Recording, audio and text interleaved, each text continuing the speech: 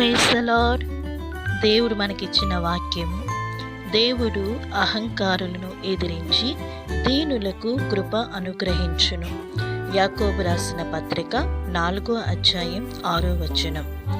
God opposes the proud but shows favour to the humble. James 4th chapter 6th verse. దేవుడు ప్రతి ఒక్కరి యందు దృష్టించారు, వాని క్రియలను బట్టి ఆయన వారికి ప్రతిఫలమిచ్చును. ఎవరు అహంకారులుగా గర్విష్ఠులుగా ప్రభు యందు భయభక్తులు లేని వారి ఎడల ఆయన విముఖుడై ఉన్నారు.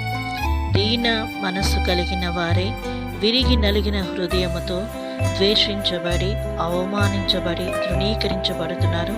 వారి ఎడల దేవుని కృప సమృద్ధిగా అనుగ్రహించబడును.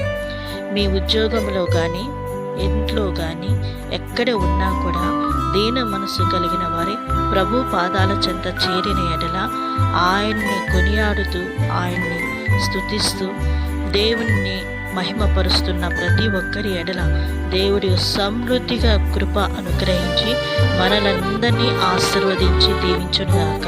ఆమేన్. హల్లెలూయా.